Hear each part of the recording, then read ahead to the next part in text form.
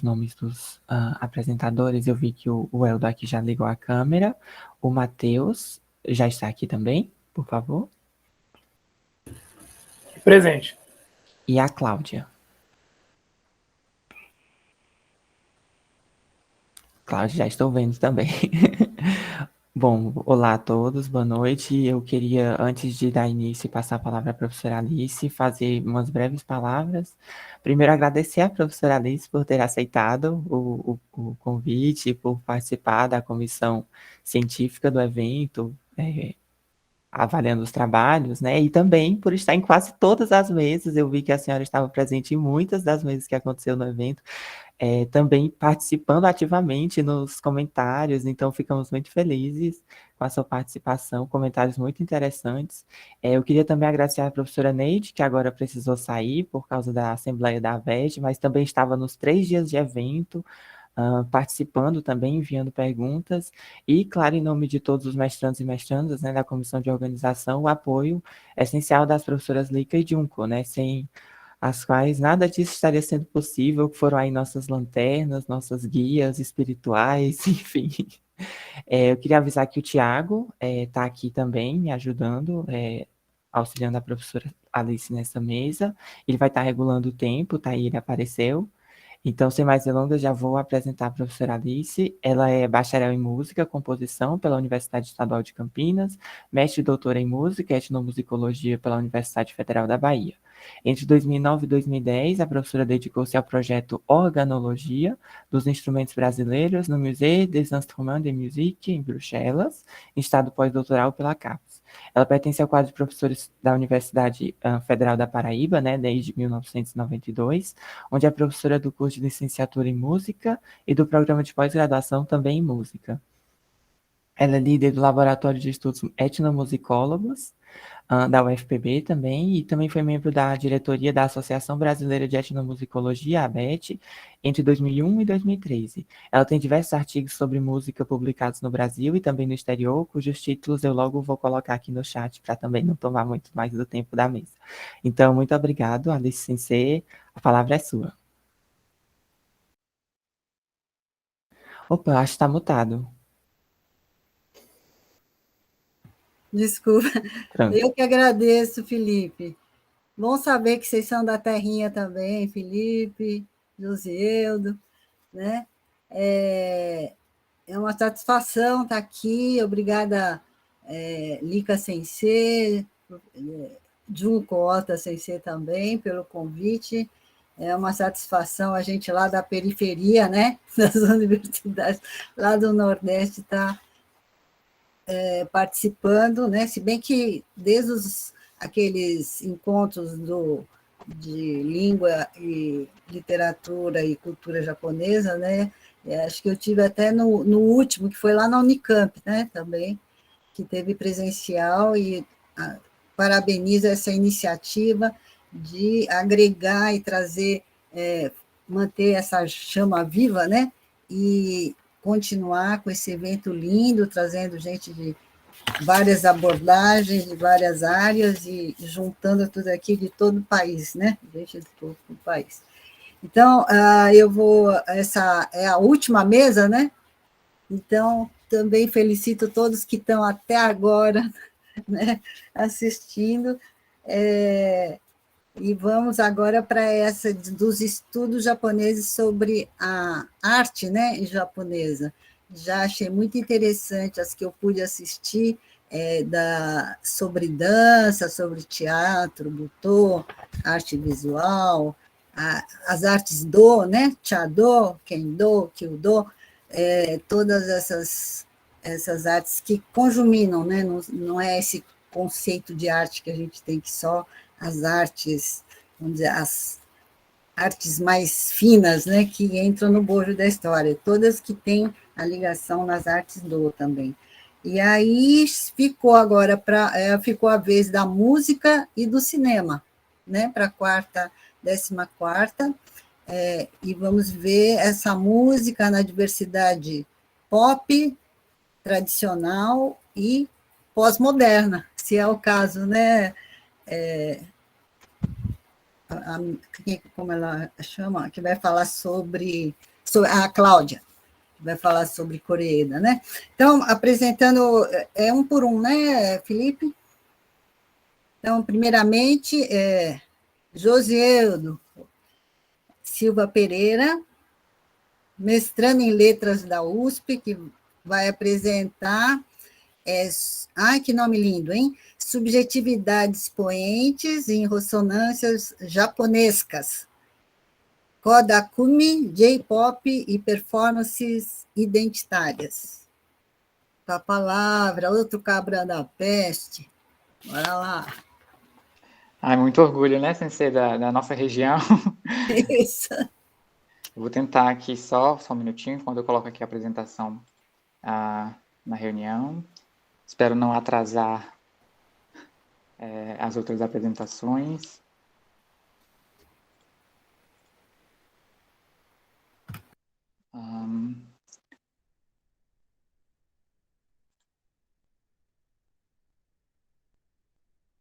Já está aparecendo, né?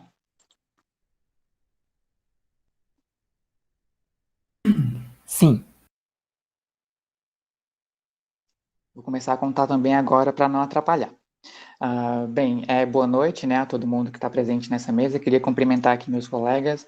Matheus Hayasaka, eu não conheço você ainda, mas com certeza vou aprender muito. Cláudia, né, já tivemos experiências aí de aula, então tenho certeza que o público vai ficar muito animado com o que você tem a dizer. E eu estou muito honrado aqui com a presença da professora Alice, né? Eu já acompanho aí seu trabalho há algum tempo, de longe, fico muito admirado. Outros professores e professoras me indicaram já seu trabalho há algum tempo, então estou muito feliz, muito lisonjeado mesmo e honrado por estar aqui. Bem, essa é a minha apresentação, né? O título é Subjetividades Poentes em Ressonâncias Japonescas, Kodakumi, J-Pop, Performances Identitárias. E ela é um recorte aí da minha dissertação de mestrado, em que eu trabalho a discografia da Kodakumi, na perspectiva da semiótica da cultura, e tento entender esses mecanismos estruturantes dessa construção identitária no J-pop, no trabalho dela. Como a Sensei falou, né, eu sou de Fortaleza, né, eu me graduei em jornalismo pela Universidade Federal do Ceará e sou mestrando aí no nosso programa Língua, Literatura e Cultura Japonesa, na linha de pesquisa Culturas em Contato, Inserção e Decodificação. Eu sou bolsista CAPES e orientado pela professora doutora Leiko Matsubara. Bem, para essa parte inicial, eu queria contextualizar, assim, introdutoriamente mesmo, mas eu acho que eu vou considerar que, caso alguém tenha interesse, pode consultar esse início no meu resumo, né, que está no caderno de resumos, e já vou passar para um tópico que eu acho que já entra mesmo dentro dessa apresentação, que é a questão, de fato, do pop japonês. Então, só para a gente contextualizar, né, música pop seria essa música mercadológica, serializada, esvaziada.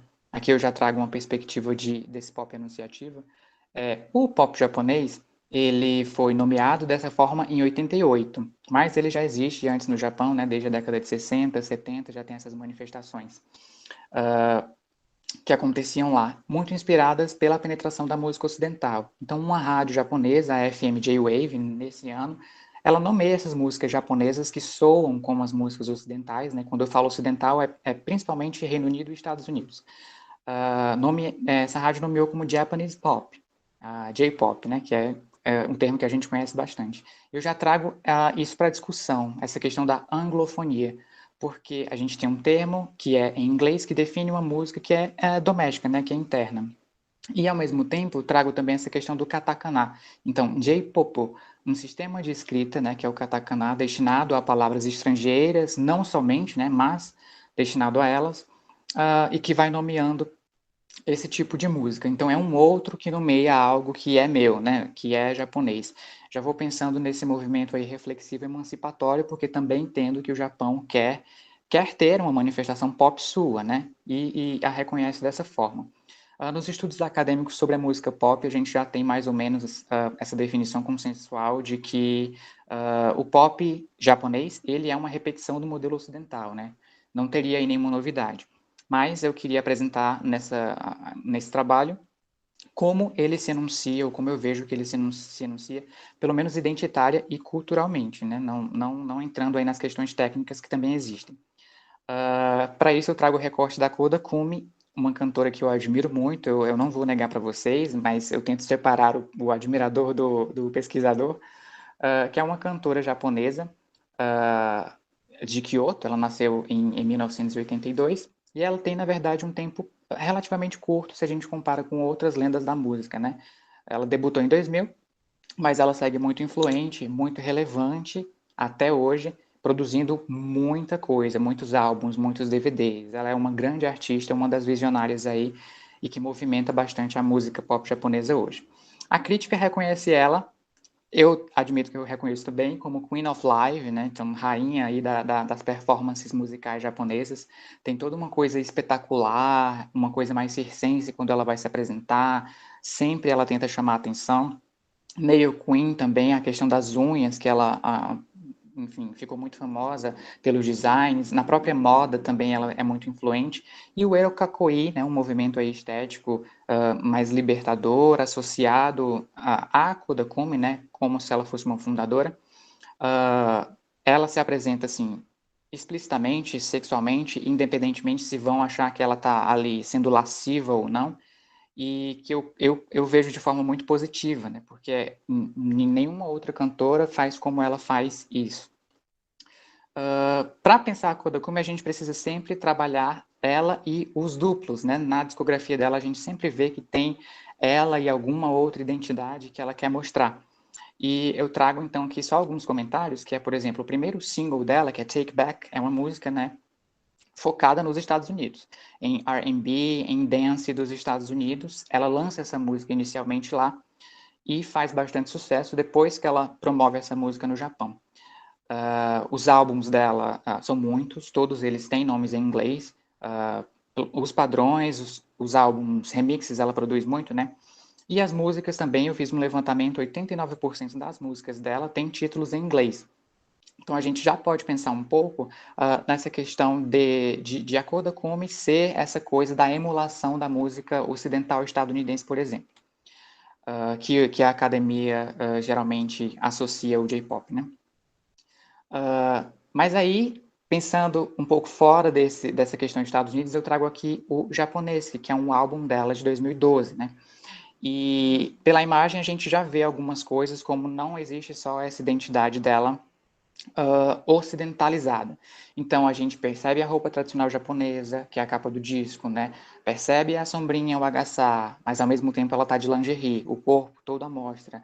Ela tá de salto. A paleta de cores remete aí às cerejeiras, o penteado é de uma forma, o rosto muito maquiado. Então tem sempre essas discussões.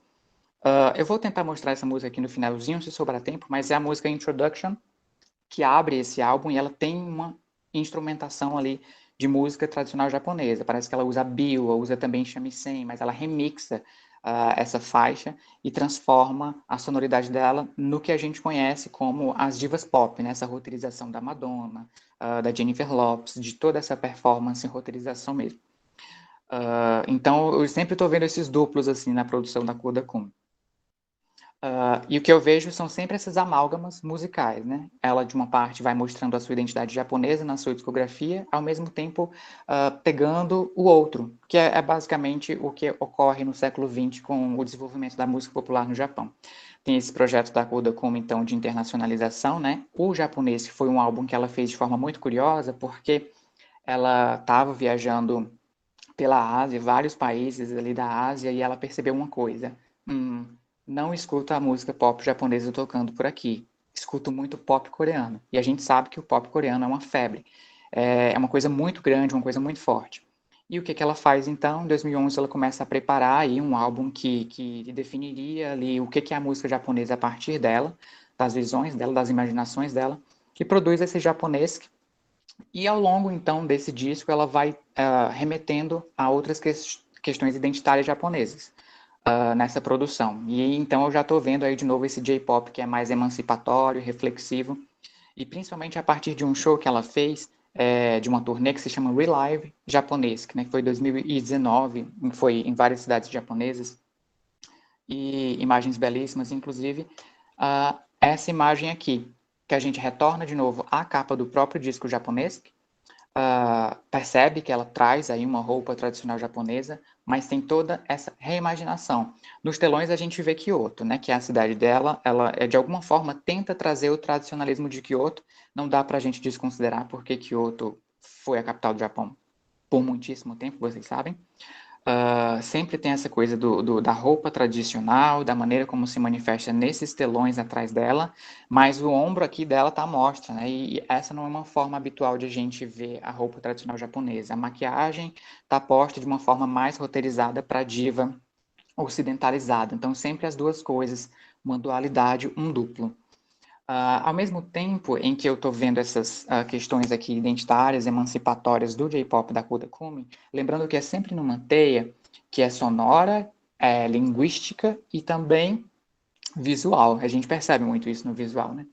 Mas eu queria trazer aqui algumas contextualizações com definições. Então, a questão, por exemplo, do orientalismo, citando aqui o Eduard Said, né?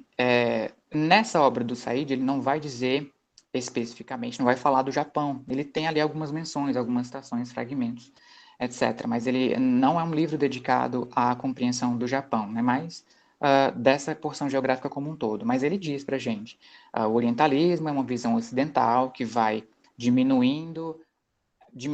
vai anulando as individualidades dessas regiões, dessa porção geográfica, e vai tratando como se fosse uma coisa só. E com visões, vi que falta 5 minutos aqui, com visões preconceituosas, né? Enfim, a pandemia de Covid-19 mostrou muito isso pra gente, porque todo mundo que remetia a alguma ascendência ali asiática sofreu muito preconceito, ouviu muita bobagem. E o orientalismo seria, então, essa visão ocidental que causaria isso. Eu trago aqui um exemplo da Katy Perry, por exemplo, que é uma cantora estadunidense. Ela se apresenta em 2013 no AMA, né, que é o American Music Awards, e de uma música em inglês, que é Unconditionally. Essa música não tem nada a ver com o Japão, mas ela trouxe aí uma vestimenta que ela achou que seria japonesa. Ela foi muito rechaçada por essa apresentação, porque ela confundiu os motivos chineses com os japoneses, misturou as duas coisas, fez um discurso orientalista. E aí eu fiquei pensando, mas será se essa manifestação da Koda Kumi não seria, por exemplo, orientalista? Para pensar isso, eu acabei chegando aos trabalhos do professor Hosokawa, né, Shuhei Hosokawa, que é um musicólogo muito importante, do professor Toru Mitsui também, que também é da musicologia, e o professor Hosokawa fala dessa questão do auto-orientalismo. Mas aí ele já vai falar dessa manipulação imagética, dessa articulação identitária nacional, a partir da diferença, né? Mas dialogando aqui com o exotismo doméstico, seria pegar um pouco o Japão, a imagem que o Ocidente exotizou do Japão, e exotizar essa própria imagem. Mas com isso propor uma diferença e propor uma autenticidade. A gente poderia até pensar nessa questão da Koda como ser, por exemplo, auto-orientalista, mas estudando a música pop contemporânea, eu trago algumas categorizações que eu percebo na música pop, né, em termos de performances identitárias. Então, eu sinalizo, por exemplo, a questão das performances identitárias patrióticas, como exemplo eu cito essa banda Red Wings, né, eu gosto muito dela, mas em 2018 eles lançaram essa música Hinomaru, que, como vocês sabem, a bandeira japonesa é conhecida com esse nome, né? Hinomaru também. E é uma música que, pessoalmente, eu acho muito insensível, eu acho muito agressiva, mas que representa aí um patriotismo na música pop que infla um orgulho que, enfim, é muito prejudicial, considerando toda a história japonesa na Ásia. E que difere muito dessa performance identitária étnica, por exemplo, que a gente vê aqui nessa segunda coluna, de representações locais e regionais em conformidade com o pertencimento. Como exemplo, eu cito aqui a dupla Def Tech, vocês podem olhar depois. Podem também olhar depois a letra da banda Red Wings. Mas o Def Tech é uma dupla que faz um reggae, o gênero deles é reggae, e eles querem que ele soe Jaweian, né? Então tem que soar japonês, mas ao mesmo tempo havaiano. Então, uma conexão étnica, né, de etnicidade com essas duas comunidades. Diferente também dessa questão de performance identitária cultural. E aí é o caso da Koda Kumi aqui, que eu já vejo micropolíticas fabulativas, né? Então elas ficcionalizam o Japão, que é um Japão também exotizado pelo Ocidente, traz de volta esse Japão, mas que é autoafirmativo, justamente por essa reimaginação que ela faz de Kyoto, de toda a cultura japonesa nessas produções dela. Para considerar aqui, finalmente, né, para finalizar aqui a minha apresentação, a consideração que eu queria fazer é que, na verdade, essa questão de auto-orientalismo talvez não fosse tão adequada para a Koda Kumio ou para a gente nomear essa emancipação reflexiva do J-pop, talvez não fosse adequada, e a gente poderia pensar em auto-japonização, porque esse orientalismo, do auto-orientalismo, também não tem aí a capacidade de cobrir toda essa região geográfica que é muito complexa, né? São muitas individualidades. A gente ouve, por exemplo, admiro muito a religião oriental, né? Qual religião? São muitas religiões orientais, são muitos comportamentos. Então a gente não pode, talvez não seja adequado utilizá-lo, e eu falo na auto-japonização porque eu vejo que a Koda nacionaliza a nacionalidade. Então, ela tem toda essa transformação dentro da produção dela. E eu falo até nessa questão de retroalimentação sonora ou de retrosonorização, né? O Japão pega uma música, uma bricolagem sígnica, uma música ocidental, insere ali a sua própria musicalidade, a Koda como faz isso, e depois exporta. Então, o insumo, ele volta para o maquinário. Acho que eu finalizo por aqui. Queria aqui agradecer pela atenção, desculpar se eu atrasei o meu tempo. Esse é o meu meio de contato, mas eu posso colocar depois aqui para vocês. Tem algumas referências que também estão no caderno de resumos, e boa sorte aí nas apresentações. Obrigado mais uma vez.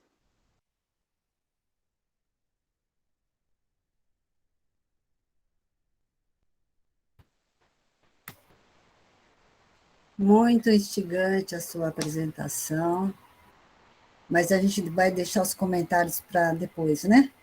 Tá certo. Então, o próximo é o Matheus Bruno Romagnoli. Isso, Hayasaka, interessante. Eu falei, eu vou fazer questão de apresentá-lo com esse nome. Tem também ascendência italiana, é isso, Matheus? Romagnoli, ecco. Isso. Doutorando em musicologia, estou certa? Da Unicamp. E ele vai falar sobre o idiomatismo do koto. Quem não sabe, é uma cítara de 13 cordas, né? A partir da análise descritiva de Chidori no Kyoko. Isso. Com a palavra, Matheus. Obrigado, Satami Sensei. Bom, eu vou compartilhar minha apresentação com vocês, e daí a gente já inicia a minha fala.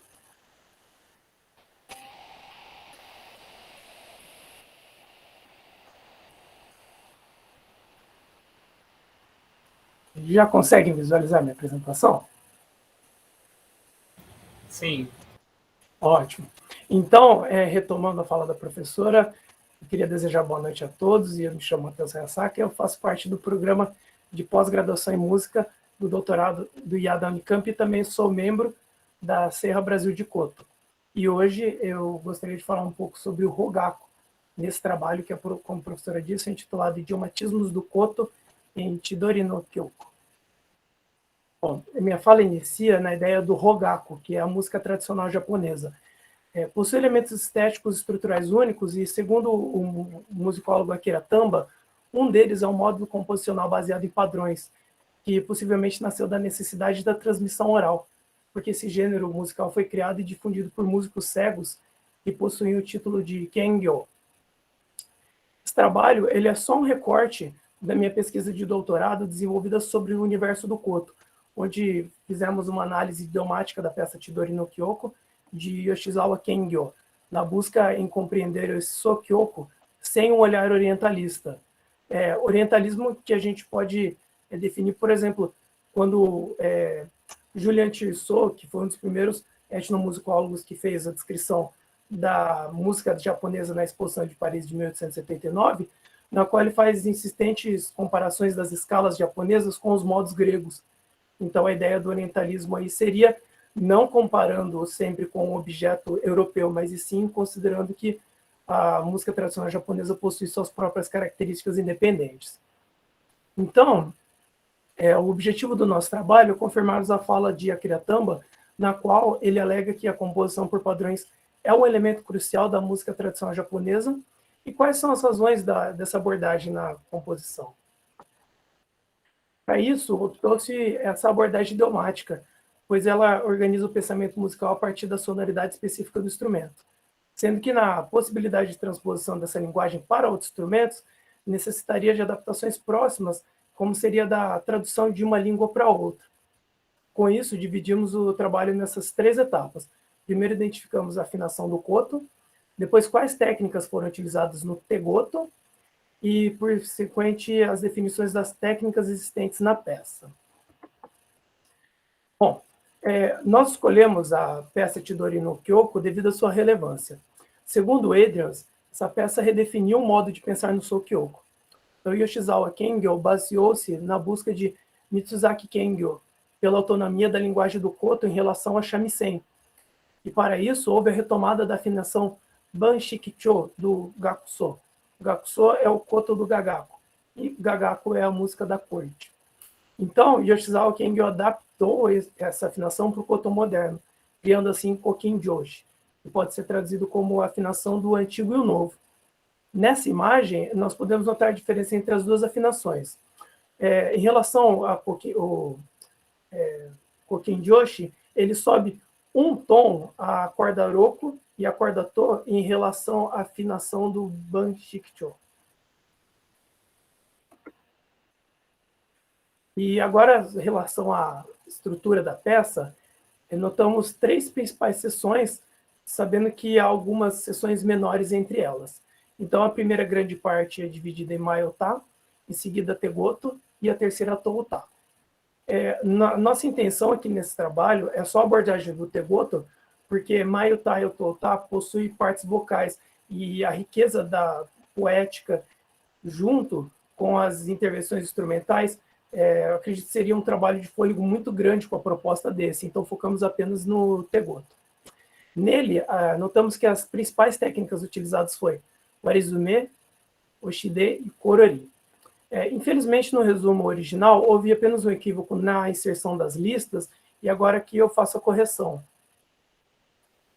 Com isso, faremos uma explanação dessas técnicas a partir das definições do compositor japonês Minoru Miki. Iniciando com o Arizume, é uma técnica tradicional no qual são executadas 2 cordas adjacentes, 2 vezes. A primeira com o dedo indicador e a segunda com o dedo médio. Em seguida, uma oitava acima com o polegar. Normalmente, usa-se a onomatopeia Shashaten para defini-la. E ela pertence ao grupo de técnicas de mão direita chamado Shoga, que, para quem é da área da música, é muito semelhante ao sistema de solfejo ocidental. Então, agora vamos ouvir a execução do Shashaten.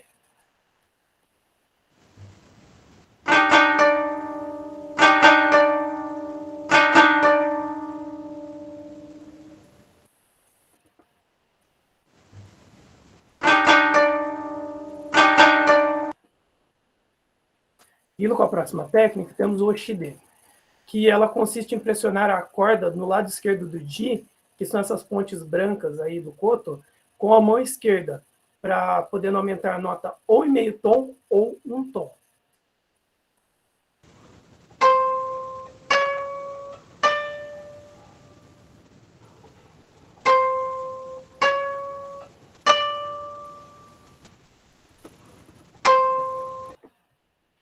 E agora a terceira técnica abordada, o Kororin, que ele também faz parte do Shoga que eu disse anteriormente.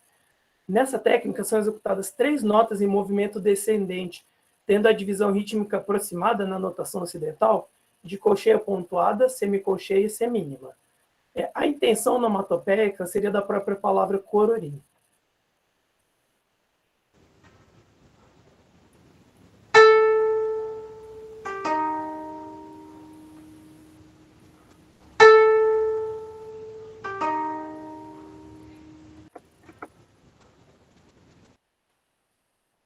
Então, a partir desse ponto, agora que temos uma compreensão dessas técnicas, acredito que seja relevante ouvirmos o trecho do Tegoto inteiro para que seja notada a abordagem dessas 3 técnicas.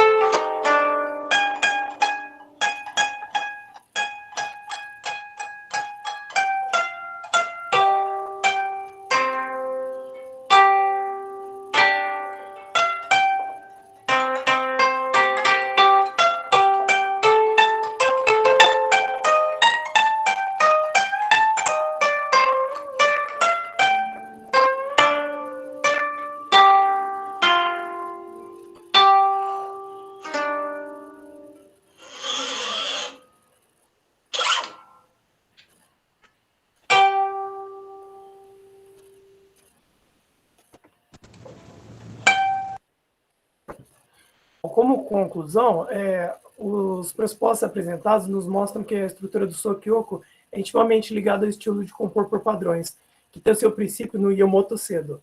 Podemos literalmente traduzir como sistema de grão-mestre. Nesse sistema, assuntos como ensino-aprendizagem, escolha de repertório e estilo composicional, entre outros aspectos também, são decididos apenas pelo Yomoto de cada escola. Isso é, o músico busca utilizar materiais musicais oriundos de sua escola, mantendo a tradição de cada família. Esse modelo possui correlação com a fala de William Malm, que acredita que essa certa mesmice de quando se escuta esse repertório é graças ao fato de que o talento do músico japonês não reside apenas na originalidade, e sim na habilidade de trabalhar com convenções.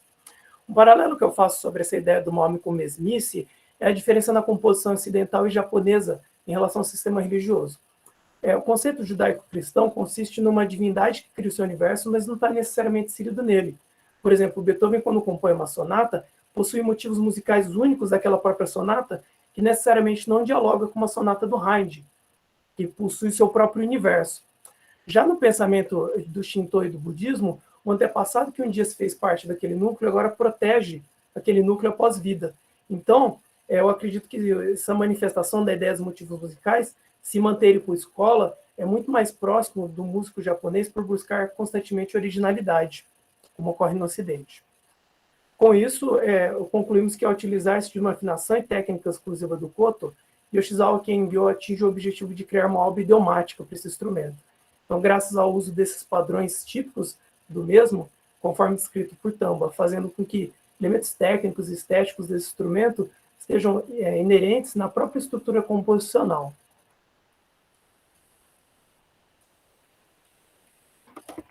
Então, eu agradeço a atenção de todos pela minha fala. Essas são as minhas referências e eu concluo aqui minha fala. Obrigada, Matheus. Estou aqui admirada, saber que em tão pouco tempo você está tocando, arrasou, viu? Depois a gente comenta a parte. Obrigado. Vamos lá, a próxima. Então, a próxima, então, palestra da Cláudia Midori Deguchi, que me corrija se estiver errado, mestranda em letras, é isso? Isso, sou mestrando do programa de Letras, Língua e Cultura Japonesa da USP. Certo. E o seu trabalho vai versar sobre o vazio e o silêncio, a sutileza da narrativa em A Luz da Ilusão, o filme de Hirokazu Koreeda. Isso, um pouco longo o título, né? Mas vou tentar fazer no tempo hábil, para ninguém se cansar. Vou compartilhar aqui.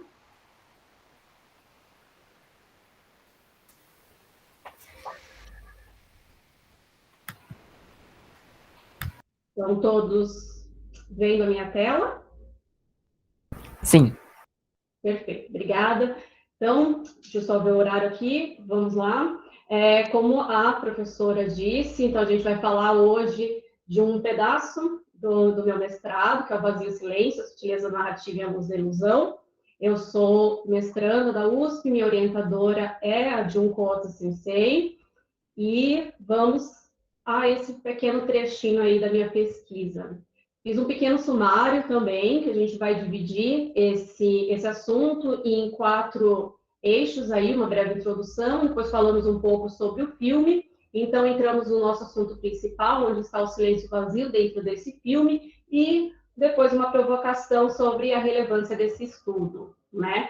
Então, a breve introdução que a gente começa aqui, que realmente essa é uma parte da minha dissertação de mestrado, que fala sobre cinema contemporâneo e esses diálogos com a estética mono no Aware. Esse é o grande tema da minha dissertação. A gente fala sobre o cinema contemporâneo baseado nas obras do cineasta Hirokazu Koreeda. Então, eu peguei já um capítulo que ele está finalizado, que é o 3º capítulo, onde eu analiso esse primeiro filme dele, que é A Luz da Ilusão, e fiz um recorte dentro desse 3º capítulo, onde, dentro de todas as outras análises que eu faço, a gente fala um pouco sobre o vazio e o silêncio, né? Então, é importante trazer para vocês que há um recorte dentro do recorte, e assim que ficar pronta a dissertação, vocês vão conseguir identificar. Sobre o filme também, passando rapidamente, a gente traz a história de uma viúva super nova que perde de forma inesperada o amor da vida dela, que acaba se suicidando sem nenhuma razão aparente. E o filme faz rapidamente um avanço de 5 anos. Ela tem também um bebê de colo no período em que ele se suicida, então o menino já está com 5 anos nesse momento.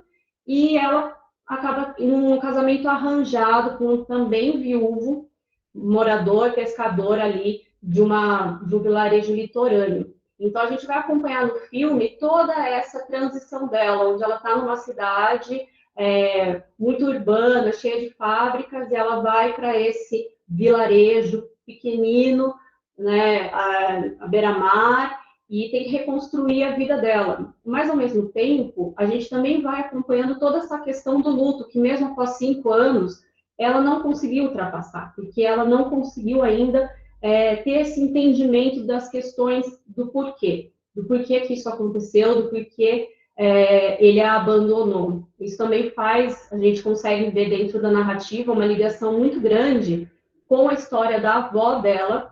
Quando ela era criança, a avó, ela queria morrer, ela sentia essa vontade de morrer na cidade natal dela, não onde ela estava morando. E o filho não deixava, falava assim, não, você tem que ficar aqui com a gente. Até um belo dia em que ela sai de casa, a protagonista, a criança, vai atrás dela, ela fala, não, eu tenho que ir para casa.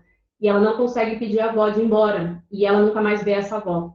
Então, a gente vê que essa protagonista, ela tem um sombreamento dentro dela, que vai acompanhando, onde ela sente que as pessoas que ela ama a abandonam sem razão aparente, elas vão para outro plano, e ela não entende o porquê disso. Então, durante todo o filme, a gente tem esse acompanhamento, né, do que está acontecendo.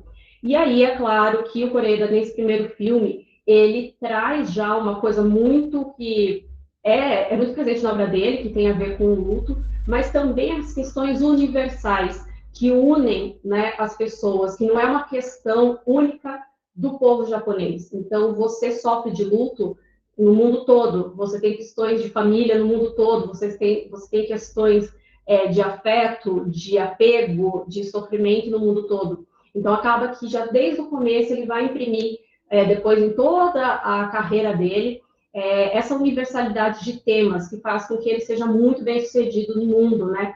Como um diretor que está falando sobre as questões, sim, da sociedade japonesa, principalmente nos últimos filmes, onde ele acaba sendo bem crítico de várias questões sociais, econômicas no Japão, mas também faz com que o público estrangeiro não se sinta estrangeiro dentro daquele filme, porque de alguma forma ele consegue se conectar com esses sentimentos universais. Então, onde está, né, o silêncio vazio? Dentro da minha análise, eu fiz uma comparação imagética muito com o Sumier. Quando a gente está falando de Sumier, para quem não está familiarizado, são aquelas obras feitas com nanquim, com aquela tinta preta, com muitos espaços em branco. Essa é uma questão muito forte dentro do Sumier. Você tem muitos espaços, entre aspas, vazios, né? E existe uma expressão que chama yohaku, que significa o branco que transborda, né? Que seria aquele branco, né, que está ao fundo, que você acha, no primeiro momento, que não contém nada. Mas, na verdade, ele contém tudo aquilo que você está projetando. Então, digamos que temos alguns bambus pintados, né? Assim, ali na frente, e não temos mais nada, entre aspas, no fundo. Mas não é que não tem nada. Você vai olhar para aquilo e você vai, dentro do seu imagético, se relacionar com aquilo. Então, há uma montanha, há um rio, há um pássaro, há uma infinidade de outros bambus? Eu não sei. Cada vez que você olhar para aquele Sumier, talvez o seu eu vá preencher aquela imagem com as suas próprias sensações, com o seu próprio entendimento.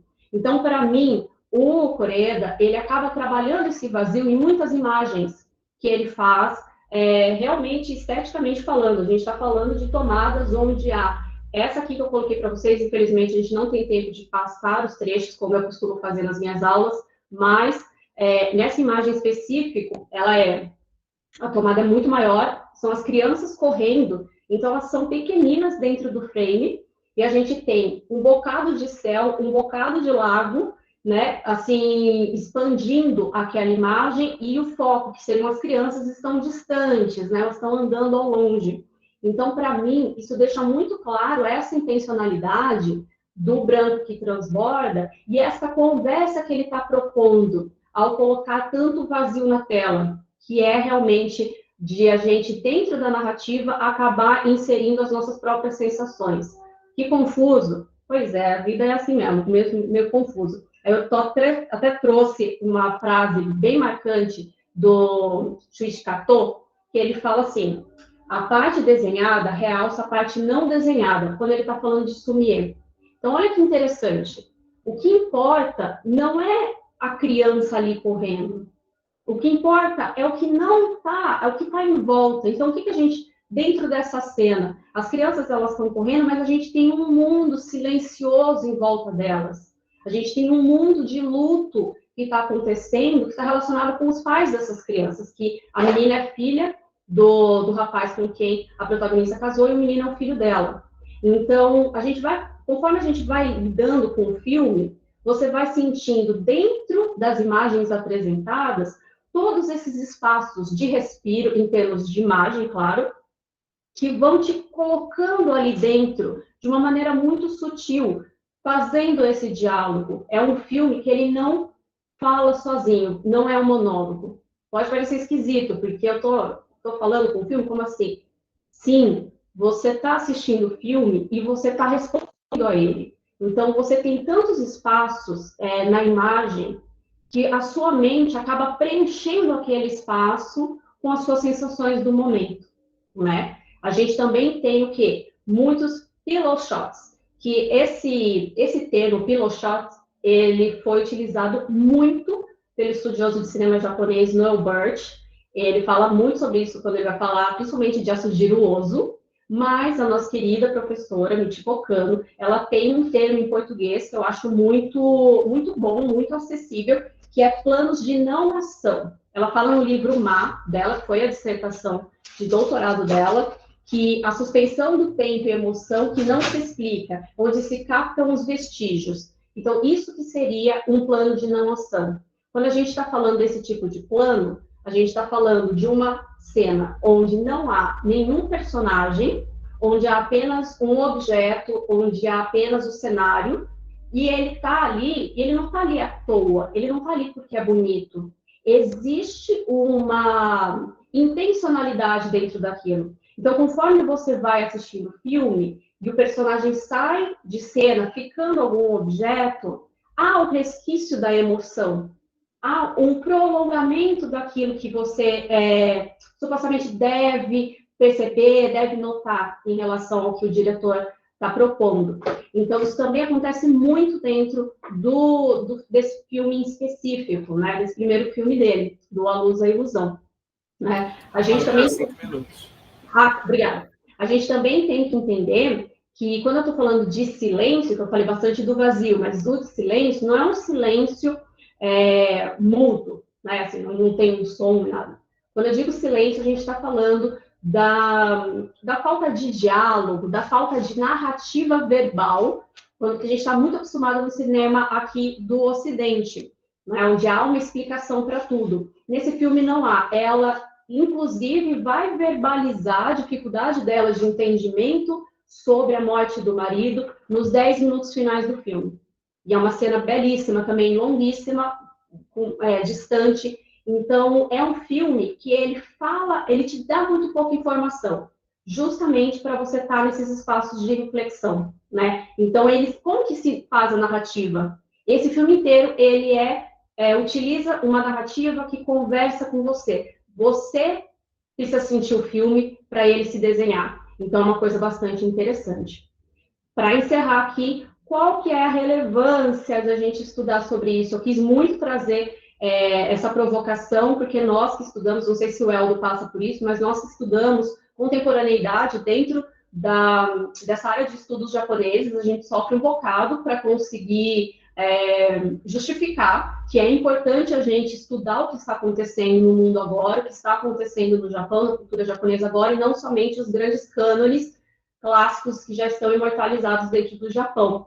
Então, eu trouxe uma reflexão aqui para a gente fazer, que é realmente, dentro da minha pesquisa, eu vejo como o cinema como uma forma de expressão de autoconhecimento, quando você consegue se conectar com aquela questão que está sendo abordada, você traz auto-reflexões, autocríticas, então é muito importante quando a gente faz um estudo aprofundado de algo que está acontecendo no hoje, porque a gente acaba trazendo de uma forma mais simplificada, porque o cinema é uma mídia de massa, para que as pessoas façam essas reflexões, essas autocríticas, e também a gente entra meio que perpassando ali, fazendo uma aproximação com a ontologia, que é o ramo da filosofia do estudo do eu.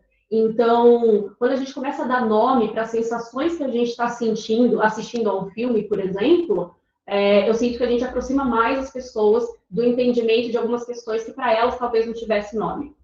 Então é isso, eu sou muito apaixonada pelo que eu faço, eu sou muito apaixonada por cinema, por Koreda, por contemporaneidade, inclusive essa foto aí é dela tentando impedir a batinha dela de ir embora, só para eu esqueci de falar disso, mas agradeço muito também a oportunidade, vou deixar os meus contatos, por favor, lá no chat, para vocês entrarem em contato comigo, e entrem no nosso site Japonismos, que lá também está cheio de coisas novas para vocês.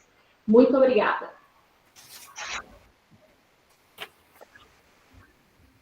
Muito obrigada, Cláudia, trazendo aqui o Koreda. Esse é um dos únicos filmes, bom, não é o único, né? Assisti poucos, aliás, filmes do Koreda, aí só de saber que é o primeiro, né, filme dele, e trazer esse tema, uma coisa que eu vi que perpassa um pouquinho, que tangencia, mesmo o do Matheus, que estaria um pouco mais distância da temática, de trazer essa... seria uma mulher, né, que totalmente trazendo uma atitude emancipatória, assim, que traz um impacto, né, e que traz muita informação para esse tipo de contemporaneidade que nós estamos passando, né, e no caso do Koreda, essa questão, porque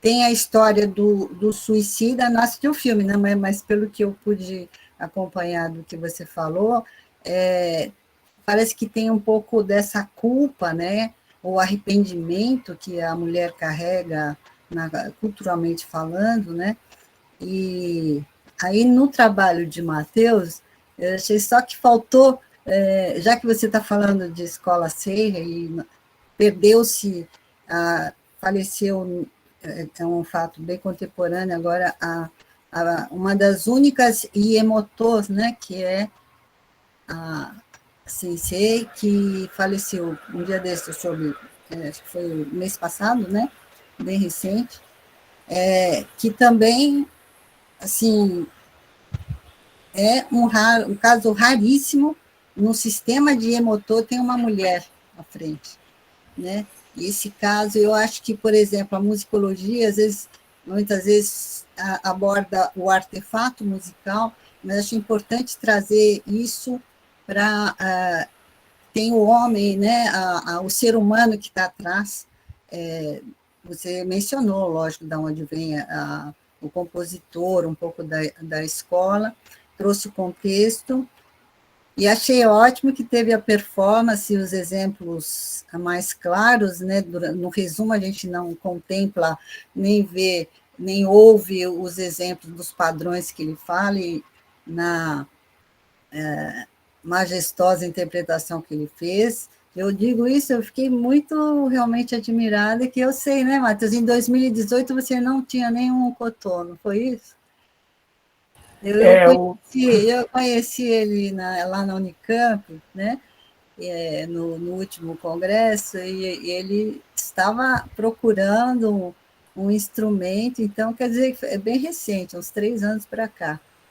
Então, eu sei que deve ser um capítulo, né, uma parte da sua tese, mas, assim, ficou muito específico para um público, vamos dizer, mais musical, né? Então, que eu imagino que sua tese, se você puder explanar melhor um pouquinho para a gente, os objetivos, a justificativa, né, de você ter escolhido esse tema.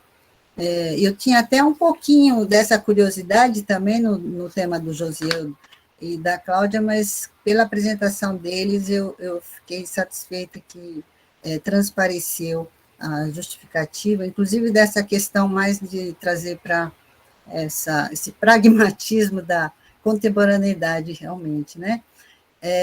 Lógico que o seu assunto é de música tradicional, que deve ser abordada, mas tem essa questão, será que lá na musicologia japonesa já não viram?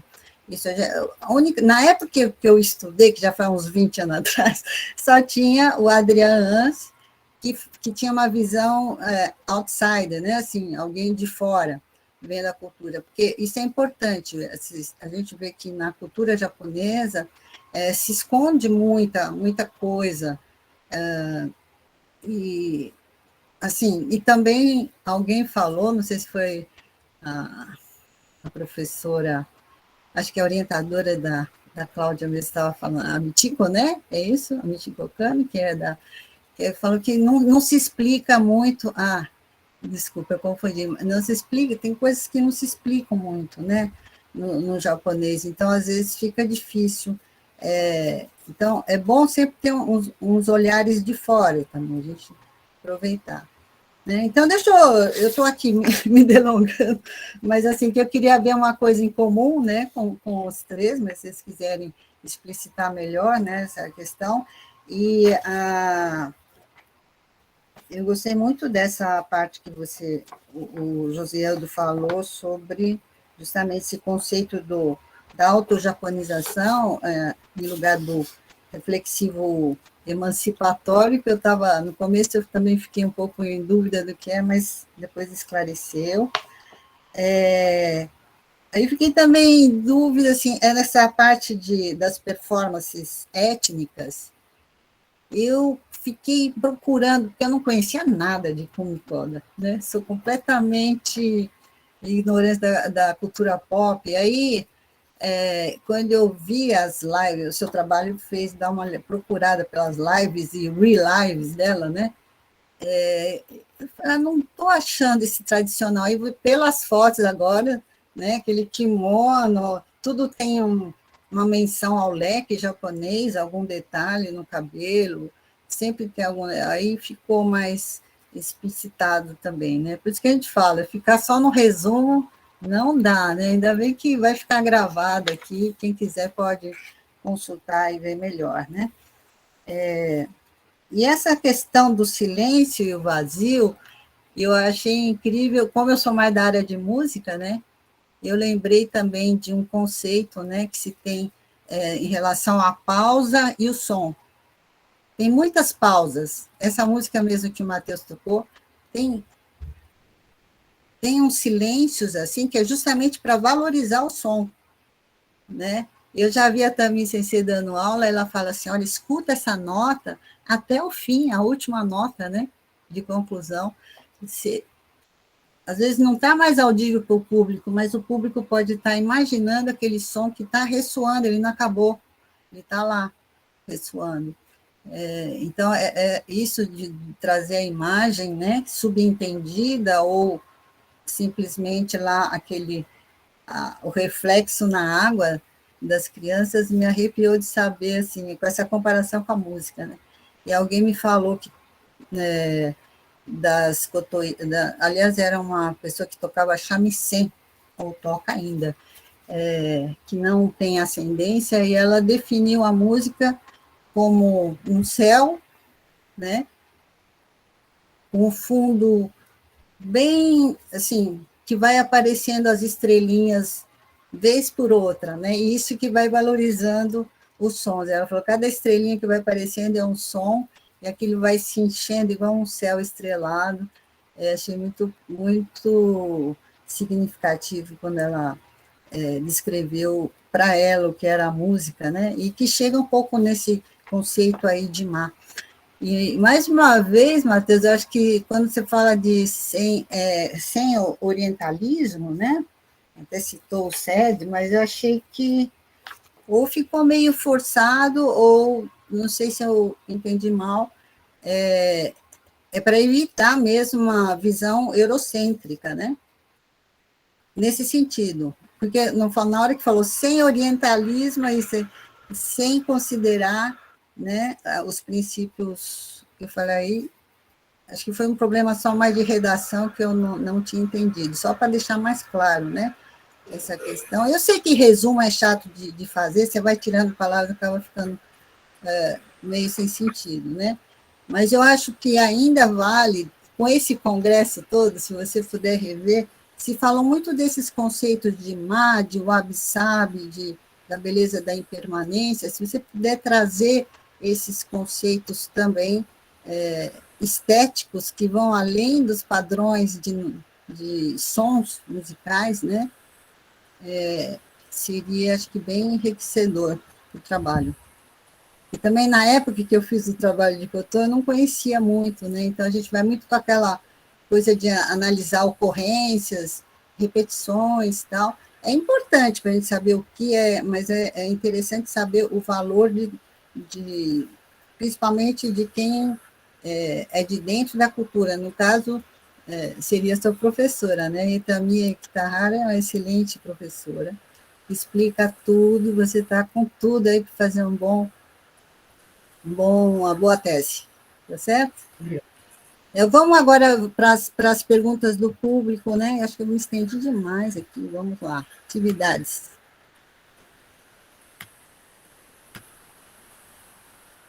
Ou vocês falam alguma coisa? Não, vamos ver as perguntas do público, acho que, na verdade, Vocês estão me ouvindo?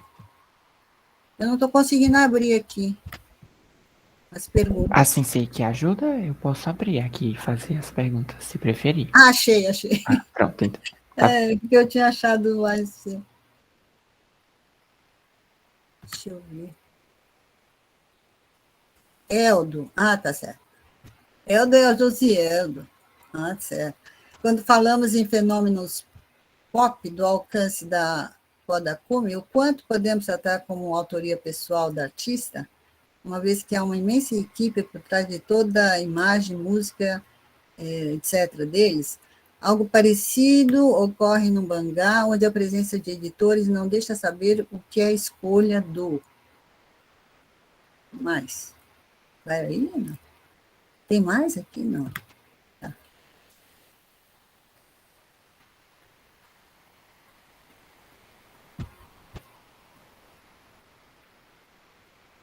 Eu leio as outras ou você já vai respondendo essa?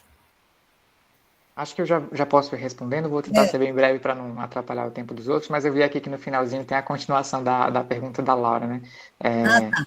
Onde a presença de editores não deixa saber o que é a escolha do autor e o que é interferência do departamento da revista. Agora que eu entendi. Obrigado, viu, Laura, pela pergunta. Obrigado, professora Alice Sensei, pelos seus comentários, viu? Fiquei muito feliz. E também parabenizar os colegas novamente. Laura, eu acho que eu sou um pouco privilegiado, porque nesse caso, primeiro, dentro do J-pop tem várias microindústrias diferentes, né, subculturas diferentes. E a gente tem a questão da indústria idol, né?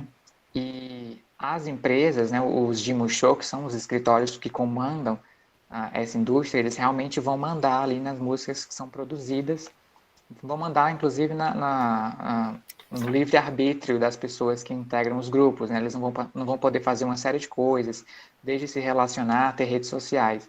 Então, a Kodakumi, mesmo ela inserida nesse ramo, ela está um pouco à parte, ela é de um selo um pouco diferente, né? E eu sou privilegiado porque ela participa ativamente, desde que ela debutou, na produção dos álbuns dela. Eu fico só um pouco entristecido porque, infelizmente, ela é uma das poucas mulheres, né? Ela é a mulher que mais aparece. Eu estava fazendo um levantamento de letristas no ano passado e realmente ela é a que mais aparece, mas ela vai atrás de produtores, ela conversa com produtores internacionais e japoneses, e participa desses conceitos muito ativamente. Ela mesma diz quando ela quer lançar os álbuns e produz os documentários, e produz até bastante, assim. E eu acho que no caso específico dela, a gente pode ter essa liberdade. São poucas cantoras mesmo, ou cantores, que têm essa liberdade. Obrigado pela pergunta. Pronto, a pergunta de Bruno agora. Você pode ler você mesmo, que é aquela hora. É verdade. Obrigado, Bruno, vi que você parabenizou aqui. Ele estava perguntando se nas minhas leituras eu cheguei a cruzar com os trabalhos do Koichi Iwabuchi. E aí, ele achou que seria uma boa leitura, né, para tratar mais da transformação do Japão Ocidente na produção cultural japonesa. Sim, eu cruzo esses dados, né, ele é bem importante para a gente entender nacionalismo cultural, principalmente quando ele fala desse retorno ao Japão. E aí tem várias pessoas assim, da crítica que vão falar desse retorno ao J, né, J-pop, J-movies, sempre tem esse J aí. E aí eu lembro, Bruno, te agradecendo também pela sua fala na primeira mesa, acho que você estava na primeira mesa, né? Você falou de Nation Branding. E no meu trabalho também, com a ajuda do Koichi Iwabuchi, eu acabei chegando nessa contextualização sobre sound branding, né? A maneira como o Japão quer soar também, sound de som. E agradeço muito, eu acho que realmente é bem importante aqui a contribuição do professor Iwabuchi. Obrigado também.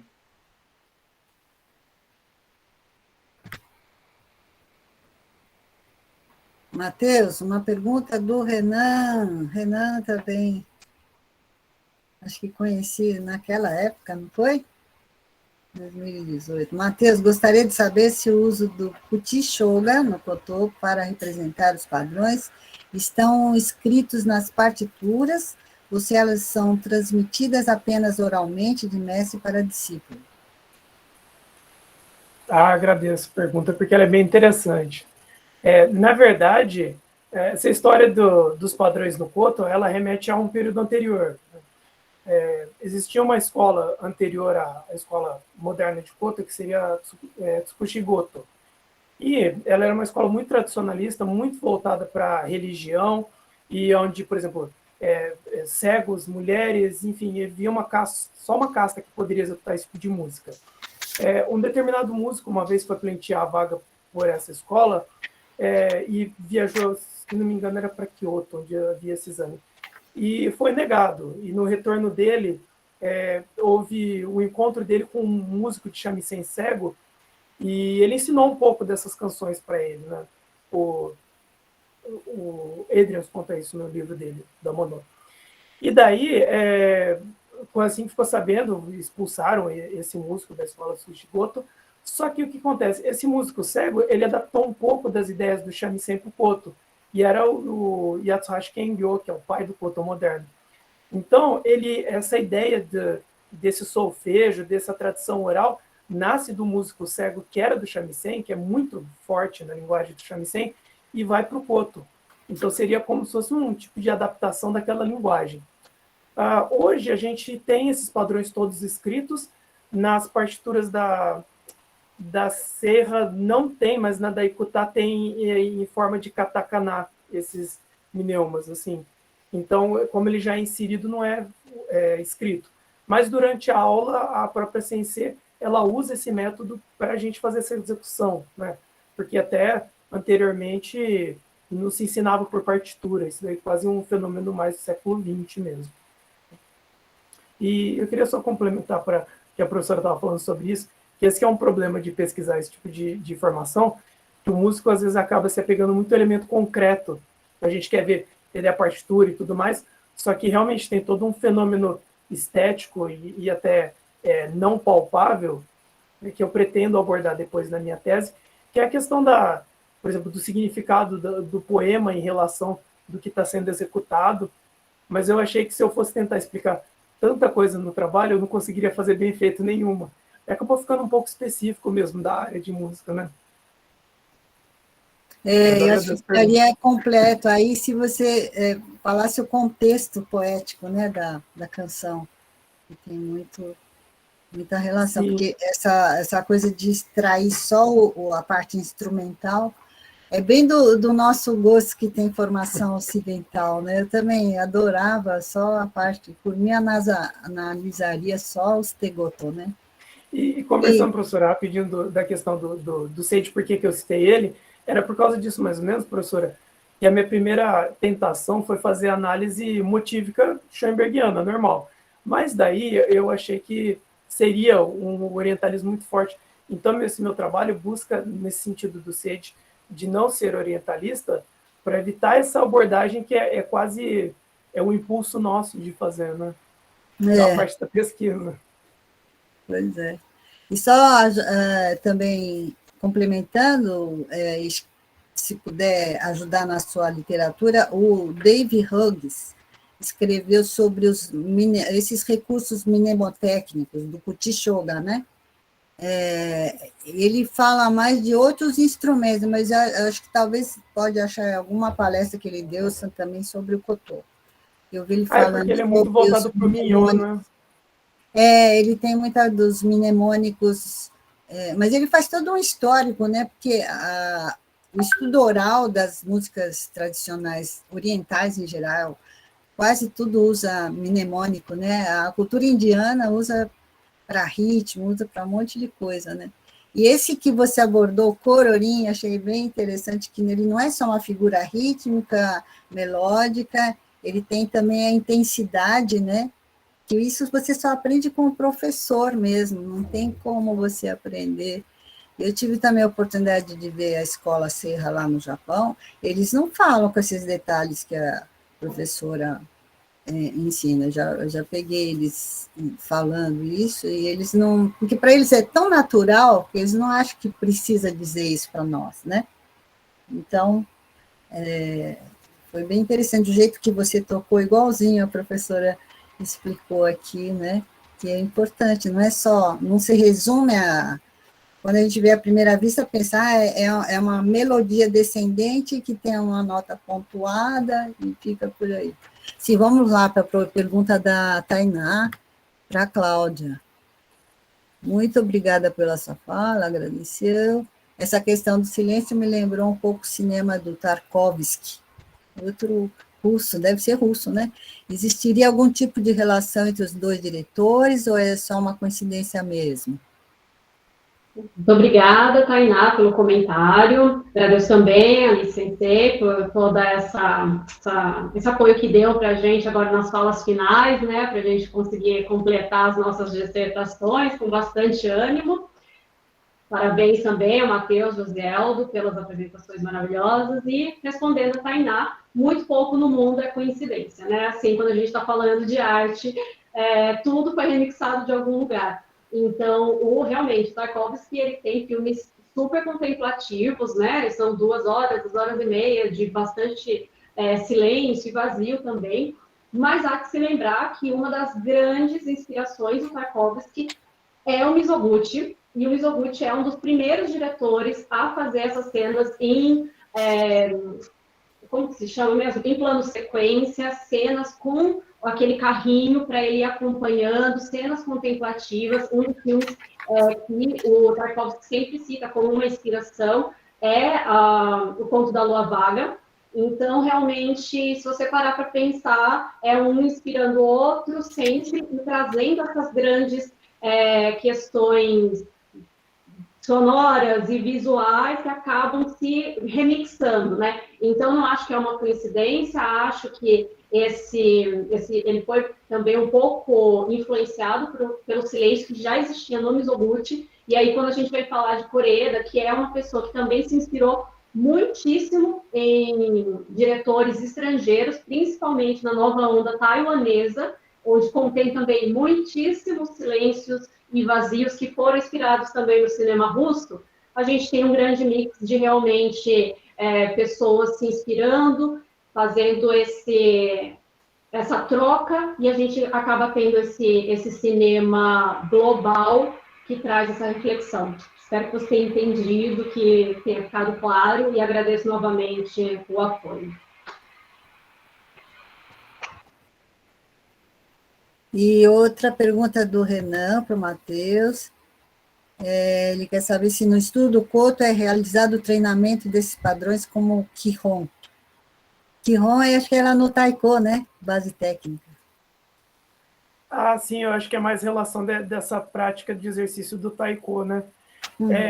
Eu acredito que não haja essa abordagem, mas é tão implícita no repertório que acaba sendo um treinamento, porque, por exemplo, se pegar o estilo instrumental, que é o Danmono, ele tinha mais ou menos esse contexto, de que lá você aprende as principais técnicas que vão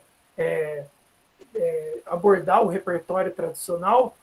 Então, por exemplo, a minha sensei falava um pouco de que hoje tem um método de aprendizado de Koto, que por sinal foi escrito pela sensei que a Satomi Sensei comentou, a antiga Iamoto, Yasuko Sensei, que ela achava que ela tinha que aprender o Koto de uma forma mais divertida, mas antigamente não tinha. Você já ia aprendendo as peças e lá tinha as técnicas básicas e como o professor falou, não era citado como uma técnica, era um pedaço da música que se repetia em outra, em outra, em outra, e uma hora depois você aprendia mais ou menos a ideia de kata, você aprendia que aquilo lá era algo que ia ser reproduzido depois, né? Acho que essa ideia de sistematizar mais como o Kihon é mais uma adaptação que a Yasuko Sensei fez para uma didática mais ocidental, porque ela estudou fora tudo e ela fez composição fora do Japão, e ela tinha essa ideia de que a melhor forma de aproximar a música tradicional japonesa, mas sem perder a origem, é numa estrutura didática um pouco mais próxima da ocidental. Então ela fez essa ideia mais sistemática. Mas acredito que ninguém fica treinando assim, só essas técnicas, seria mais ou menos parecido com o professor, sabe? Como se ficar treinando o anon no piano, ou qualquer coisa assim, né? É mais característica ocidental. Bela resposta, Matheus. Então, o horário previsto era, como o Felipe apareceu ali, já estamos encerrando. Posso dar minhas considerações finais. Muito obrigada, Cláudia, Matheus, Josieldo, pelas contribuições nessa área, né? Pouco estudada até, né? Você vê que a predominância de estudos é mais na parte de literatura, outras artes, mas o cinema e a música vocês são aí pioneiros aí, vamos dizer, nessas abordagens, né?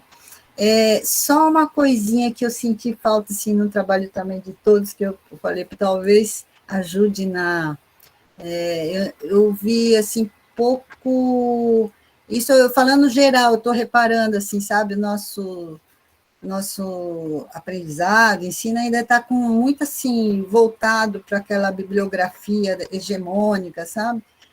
E eu acho que às vezes a gente precisa voltar um pouquinho os olhos para os nacionais, né? Então, no caso de vocês, tem o Renato Ortiz falando sobre o próximo e o distante, eu não sei se vocês tiveram acesso, mas, assim, por exemplo, cultura pop, falar o tradicional nem tanto, viu, Matheus? Mas essa coisa da modernidade, de como o Japão chegou, né, nessa coisa do próximo e distante, mesmo culturalmente falando, Ocidente, Oriente, é importante, eu acho que é uma coisa que eu acho que a gente tem que, às vezes, se desapegar um pouquinho de ficar só citando o que todo mundo cita.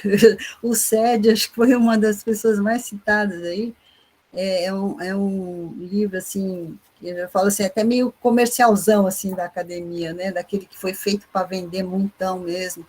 Então, procurar, assim, as coisas, assim, que às vezes trazem esse olhar, né, de um brasileiro que vê a coisa. No caso de Koreeda, eu senti falta eu tive o prazer de estar na banca da Mari Sugai, que falou sobre o Aruitemo, né, do Koreeda, também, que era um filme que eu não conhecia na época, e foi, assim, um verdadeiro aprendizado, né, saber dos planos tatame, plano morto, que é esse que você fala, né, do vazio, do silêncio, e a gente aprende muito.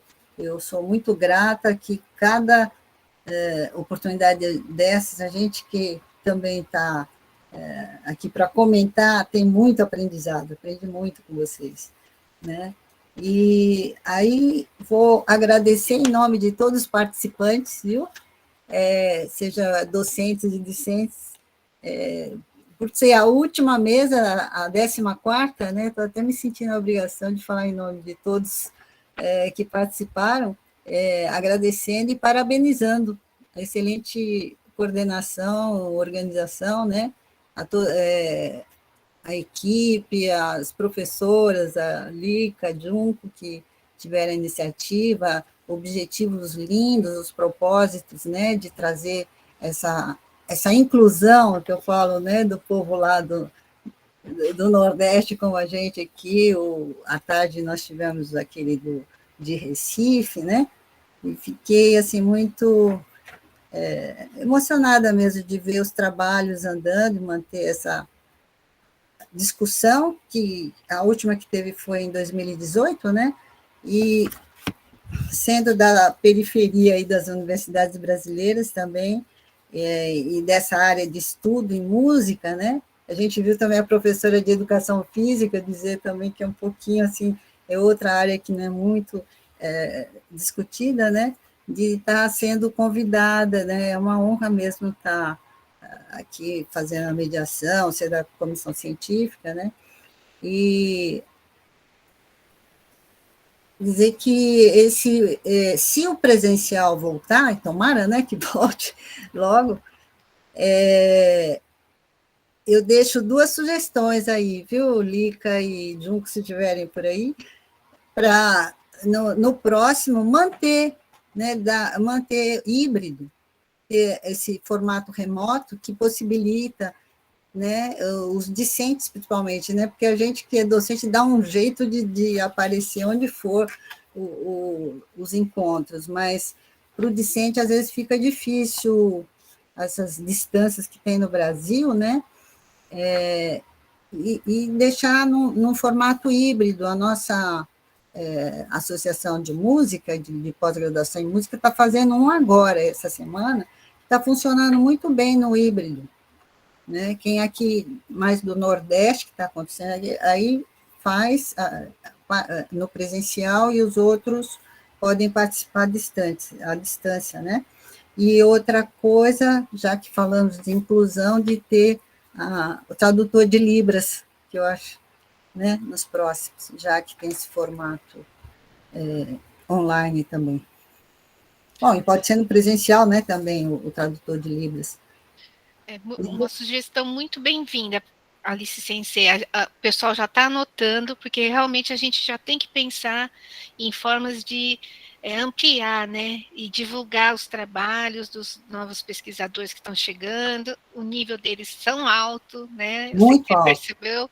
E eu acho que depende muito de nós também, né? A gente tentar fazer essa inclusão. Eu gostei muito da sugestão dessa coisa do híbrido. Acho que chegou para ficar mesmo, né? Chegou, Vai ficar. E muito parabéns mesmo, adorei. Eu até tinha falado, Felipe, eu só tenho tempo na quarta-feira, porque teria que fechar a média, aquela coisa que a gente está fechando o semestre, né?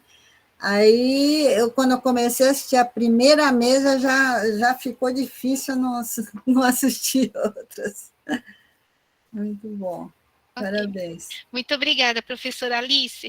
Eu vou aproveitar agora o ensejo, eu queria fazer a finalização do evento, mas como professora, aquele costume de passar PPT, eu vi tantos PPT lindos, maravilhosos em todas as apresentações, eu falei, não, eu preciso, para finalizar, também fazer um PPT bem simples, mas eu queria terminar e depois abrir a discussão para o pessoal, perguntar o que vocês acharam, assim, né, do evento, dando dicas, ou, né, sugestões como a Alice Sensei fez. Eu queria falar um pouco do conceito desse evento, e juro que vai durar 2 minutos. Será que a comissão deixa eu passar rapidinho o PPT? Preciso de permissão, né? Quem está organizando aqui é os alunos. O espaço é seu, Sensei. O encontro só existe por causa da senhora. Dá com o Sensei.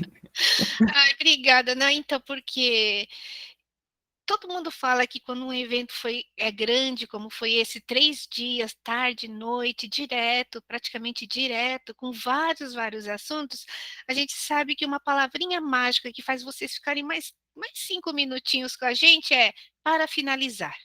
Né? Lembra aquelas aulas chatas, assim, que a gente às vezes tem que dar para vocês estão cansados, aí no final fala assim, para finalizar, eu vejo que muitos abrem os olhos, alguns deixam o celular do ladinho, então é um pouco, essa é a frase mágica que eu queria trazer para vocês agora. Para finalizar esse evento, eu queria mostrar, que vocês percebessem o que nós da comissão tentamos fazer, principalmente os alunos diretamente envolvidos. Como era o nosso 6º encontro de pós-graduandos em língua, literatura e cultura japonesa, até faltou cultura aqui, né, gente? Gomen, né? O que nós tentamos fazer nessa concepção é trazer as linhas de pesquisa do programa de pós-graduação, né, e trazer essa figura importante que é o palestrante, para trazer um elemento de intersecção, de conexão entre as nossas 3 grandes áreas aqui dentro do programa. Simplificando, a primeira linha seria como se fosse língua, a segunda literatura e a terceira cultura. Então, levando em consideração essas 3 linhas de pesquisa, nós tentamos trazer, então, o palestrante que vai transitar entre elas, e para articular esses vários conhecimentos, nós trouxemos essa figura do mediador, a quem eu já agradeço todos que concordaram, que puderam estar conosco, porque o papel deles foi fundamental para a gente trabalhar a articulação dos conhecimentos multi e interdisciplinares que esse nosso programa se propõe a fazer. Né? Essa articulação dentro dos programas de pós-graduação é um tema essencial para que a gente consiga dialogar e ampliar os nossos conhecimentos. Então, os mediadores realmente foram papéis importantíssimos, porque as comunicações que foram dos alunos são como cores, são vários trabalhos, cada um com o seu tom, cada um com a sua matiz, mas todas elas muito importantes para fazer esse conjunto de cores, e que justamente para articular, fazer essa ligação das cores, que o mediador foi um papel muito importante.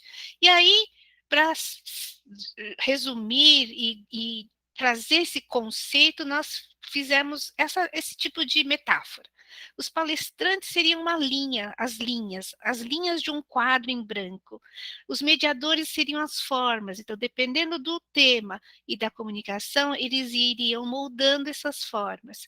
E as comunicações todas que foram muito importantes, todas trazendo vários conhecimentos, eles seriam as várias cores que estariam sendo distribuídos em formas dentro de uma grande linha.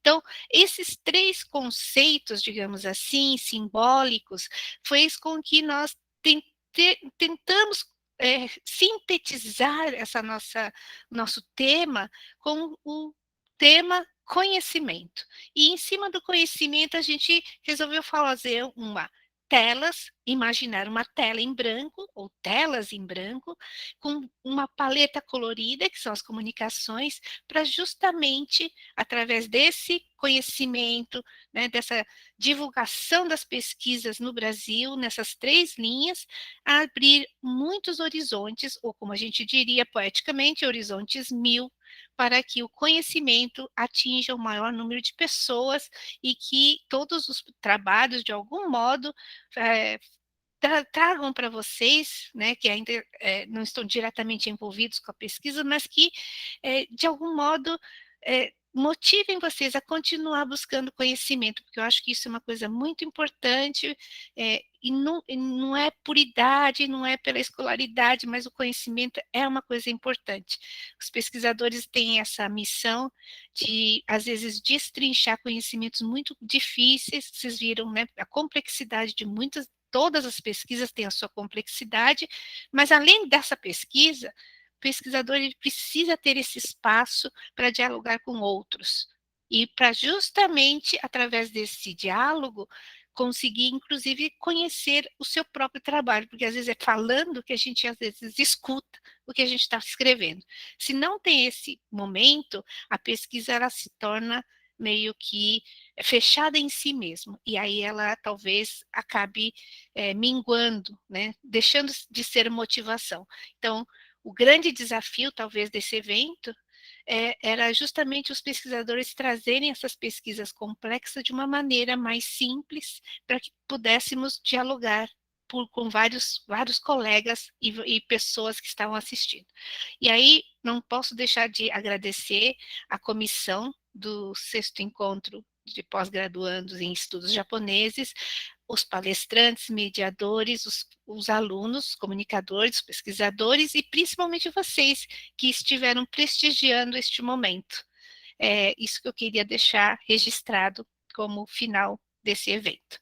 Muito obrigado em nome da Junko Sensei, que também é minha trabalhamos juntas, e toda a comissão. Muito obrigado pela participação.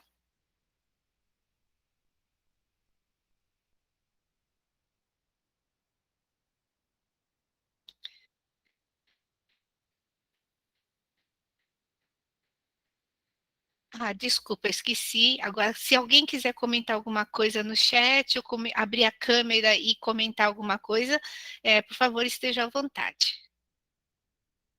Felipe, você coordena?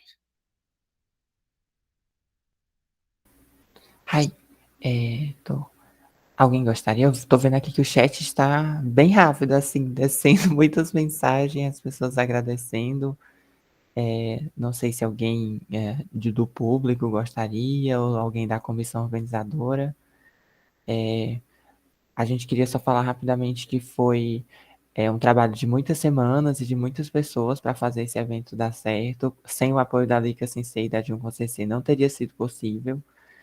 Elas foram nossas lanternas e, enfim, mestras, mães, muitas coisas, e somos muito gratos. E também pela oportunidade de organizar um evento dessa magnitude. A gente teve muitos inscritos e uma quantidade de público bem assídua nos 3 dias, né? A gente ficou muito feliz, e muitas pesquisas muito interessantes de mestrandos, de doutorandos. Então, assim, é muito legal renovar essas nossas energias. Eu estou no final do mestrado para defender agora no início do ano, e às vezes a gente fica cansado, né, na pandemia, 2 anos de pandemia, fazendo pesquisa tudo online, vendo as pessoas em carinhas assim na tela. O Rodrigo, eu tô vendo pela primeira vez hoje, eu faço mestrado há 2 anos com ele, a gente entrou juntos, eu nunca tinha visto o rosto dele, e ver as pessoas apresentando, enfim, é uma interação muito legal. Aí já falei demais também, vou deixar aberto aqui para quem mais quiser se pronunciar.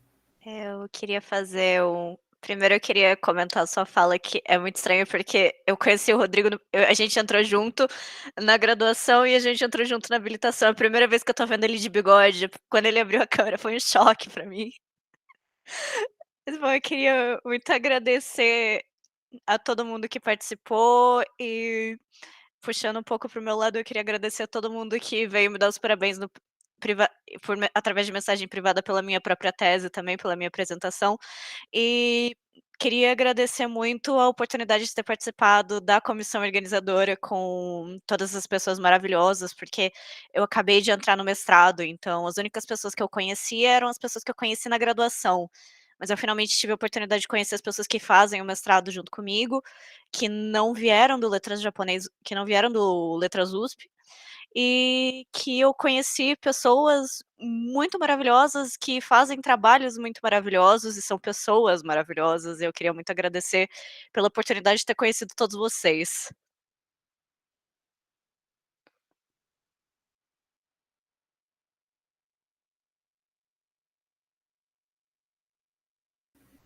Se ninguém mais for falar nada, será que dá pra gente tirar uma foto? Quem puder abrir a câmera, só pra gente ter registrado esse momento assim, com o rostinho das pessoas. Eu amo alguém fazer. Será que dá pra abrir a Nath? Já abrir. Abrir, vamos pra essa foto. Será que dá pra colocar todo mundo aberto ao mesmo tempo? Dá até 49. Aqui já temos menos de 49 pessoas. Olha aqui que apareceu.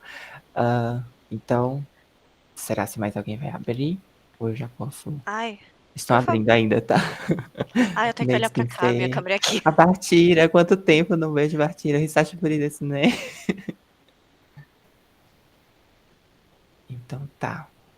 E tá mudando assim a tela, então eu vou tirar uma foto. Pera aí. 3, 2, 1, já.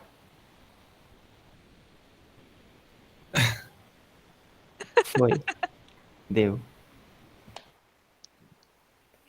Obrigado, Oi, gente. Neide. Oi, Ayako Sensei. Quanta gente querida.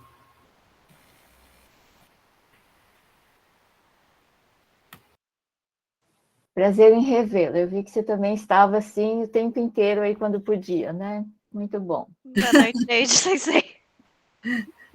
Eu vibro, aproveitei muito esse encontro. Saudades. Pena que a gente não teve aqui apresentação artística, além da que eu perdi. Você perdeu. Agora é o Matheus, viu? O Matheus está Não é mais você? Inclusive, eu estou entregando, estou pendurando a chuteira mesmo, que estou começando a ficar com artrite, ficando impossibilitada quase. A idade, né, vai chegando. Mas aí tem o Wilton Cassiano também, que estava aqui assistindo, toca demais. Cotô, né? E o Renan, eu estou sabendo que ele é de Shamisen, né, Renan? Fora o Taiko.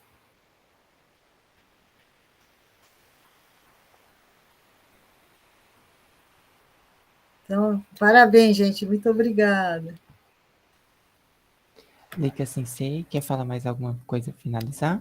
Eu agradeço realmente a todos. Eu já vi que tá todo mundo meio cansadinho, né? Já tá numa hora de tomar um relax agora. Agradeço todos a participação novamente, a comissão e bom descanso, como diz o Yasumi Nasai. Até a próxima. Os caras são a deixar